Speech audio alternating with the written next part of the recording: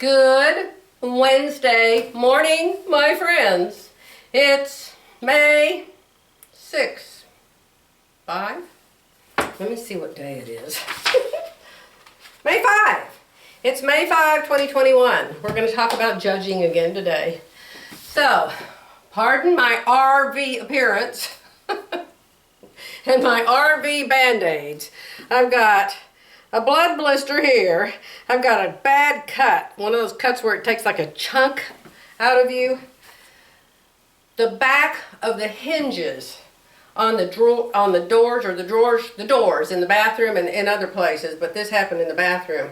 The very back of the hinges is sharp as a razor blade. Sharp and pointed. Very pointed and sharp. And it got me and just said, I'm going to sue Newmar. This is not right. And then this morning, I was putting the rubbery stuff down on the bottom of the shelves, you know, so stuff won't slide back and forth. And the cupboard got me again in a different place. Gave me a blood blister. Everything's so tiny. Everything's so tiny in this RV. It is something else. And so my mattress came early. It wasn't supposed to be here till tomorrow, and it actually came yesterday. I ordered a Tempur-Pedic 3-inch, topper and cooling thing that you put it in. And Jerry was busy when it got here, so I wrestled that thing. They've got it wrapped up to like about this big, and it's a king size. And they've got it wrapped and wrapped and wrapped and wrapped so it can't move. And as you're unwrapping it, it gets bigger and bigger and bigger and bigger. Oh my goodness, I was all over that bed wrestling that thing, trying to get it in the cover. I'm calling it aerobic exercise. That and walking up and down the 4 steps over and over and over and over and over and over and over and over. But you can tell it's fun and I'm enjoying it. So we decided to sleep in it last night. I told Jerry, I said, we need to sleep in it, play like we're camping somewhere. Because if something goes wrong or there's something that we need, we can just go in the house and get it. And then we'll know that we should have gotten it if we didn't get it. See? And there were several things. Step stool for one. So, anyway, getting excited. Super excited. Plus, I'm going to get to see my Timmy Tam Bimmy Bam for Mother's Day.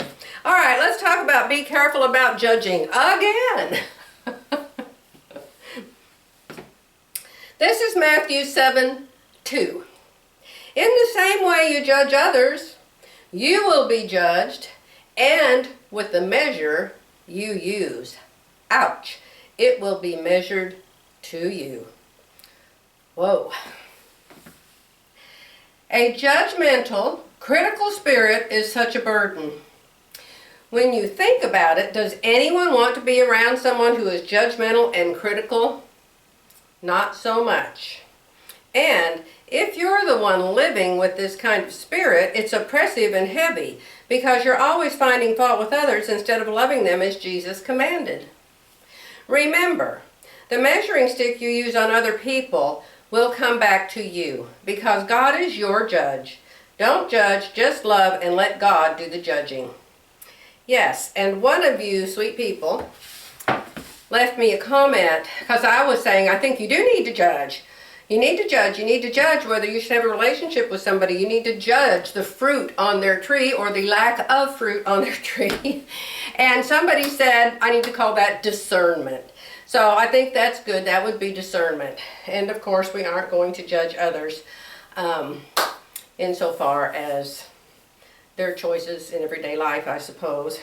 But then again, when you're a mother and a grandmother, I don't know if you would call it judging or discernment or what, but I think it is our God-given command as parents to lead and teach our children.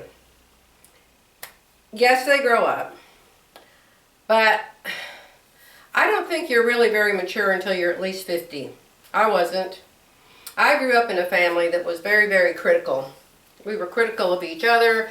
My mother was critical of everybody everywhere, everybody in the church, everybody at work, everybody that was a neighbor. And we didn't know that was bad. We didn't know that was wrong. And so we've had to learn as adults You know, when I went to work and had my first job, you know, people used to just faint at the things I would say. I would think, well, what's their problem? What's their problem? So I had to learn the hard way.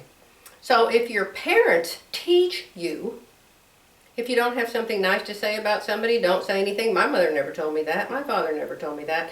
Now, my father wasn't like my mother in that way. My father loved people. He loved people. My mother didn't like to be around people much. She liked to be in front of people. She liked to be a speaker to people. She was a writer. She wrote lots and lots and lots of stuff. I never even knew she wrote till after she was gone. And she, of course, learned to. My mother grew up by herself, and she didn't have a mother, actually. She was raised by her old grandparents, and they died when she was very young, and so she wasn't raised like, even though they were Christians, they were very, very Christian. But I don't know. You just are what you are, aren't you? By the way you're raised, and you live with these two people in your home, and you talk like they talk, and you walk like they walk, and you live like they live, and you do what they do, and you say what they say. So I was always getting in trouble with my school teachers. The school teacher gave us an assignment that we had to do a commercial, and we had to come to school, and we had to get up in front of the class and do a commercial. Well, the only way you could learn what a commercial was to watch TV. We weren't allowed to watch TV. And so I told my teacher, well, TV's a sin, we're not allowed to watch it. See what I mean? Swimming was a sin unless there were no boys within 100 miles. Skating was a sin unless the girls were skating by themselves and then the boys skated by themselves. Cards, playing cards, they were a really, really bad sin. So, religion, there you go. That's, you know, I'm always telling you, I'm not a religious person. I don't like religion. I don't think God meant for there to be religion. That's what religion does. Religion makes you hate the whole kit and caboodle, thinking that you can't keep all the rules and keep all the regulations. You can't breathe, and people are always judging you. Oh, yes, yes, yes. That's where most of the judging comes from, is the religious bunch. So I totally understand and I agree. Let's love each other, and let's be an example for others of how we love them, even if they hate us. Oh boy, that's really a good one. I have had to do that so much in my life. Okay, my RV is waiting downstairs. We woke up this morning. We went shopping and we spent $700 buying stuff to put in the RV. And so I bought a toaster and I bought a coffee maker. And so we hooked up the coffee maker, we hooked up the toaster, found some plugs to put them in, found some place that had a little tiny spot to put them in. I mean, one of them's under the TV. Had them plugged in, tested them, worked just fine, they came on. So this morning we got up and it was freezing in there, just freezing. We didn't have the heat on, it was cool last night, and we thought, oh, that'll be great, because, you know, we won't have to have the heat on. So we got up this morning and it was probably 50 degrees. It was really, really cool. So I said, oh, I'm going to go get some coffee, So I went out, turned the coffee pot on, nothing. Went over to turn the toaster on, nothing. Both of them dead. So whatever we did wrong. Plus Jerry's hard. He gets out the books. You know, there's 10,000 books, all these manuals, and he studies them, and he studies them, and he studies them, and he studies them. So finally, he called the company that made the coach and talked to a tech there. And the tech told us that you can't have your house plugged in to the RV and have the generator on in the RV. I don't know why, because the generator runs with gas, or maybe you can't have the air conditioner on. We turned the heater on this morning. Yeah. You can't have the heat and the air on, and the refrigerator on, and all the lights on and stuff like that when you're hooked up to your house. So you have to be unhooked from your house and just use the stuff in the RV. And I'm sure you RV people already know all this, and you're going, oh dear Lord, she should have known this. We know nothing. We were really glad we could get up this morning and we could come in here and take a shower and use the bathrooms in here. Okay, dear ones, I've got to get back down there. I'm hoping to be able to pull out of here tomorrow. What we did was we called a campground. to make sure they had all the things we needed. We wanted full hookups because we want to learn how to deal with all of them. And they only had 10 of them. And I said, well, can we make a reservation? No, we don't take any reservations. And it turns out since we're old, it only costs like $24 a night. So what I did was I reserved this full hookup campsite all week long, even though we aren't there. So we'll be using it Thursday, Friday, Saturday, Sunday, maybe Monday, I don't know. But we paid for this whole week, so the spot will be there when we show up. Tomorrow or Friday. Hopefully tomorrow, because I want to get my sewing room set up at my daughter's house. That's another thing I have to do today. So, are you tired of listening to me jabber, jabber, jabber? Jerry is.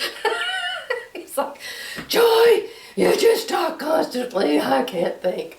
So I just left and I came in here and I'm talking to you, and I got a shower and cleaned up stuff and getting ready to do my sewing machine so Jerry can be quiet. So, I don't know how this will work out tomorrow, but remember, we're going on a trip and our RV has no internet. So until we figure out that, I may not be able to make a devotional every day, so I need a pass for the next few days. But if I miss a few days, I'll be back as soon as I can be back. I promise.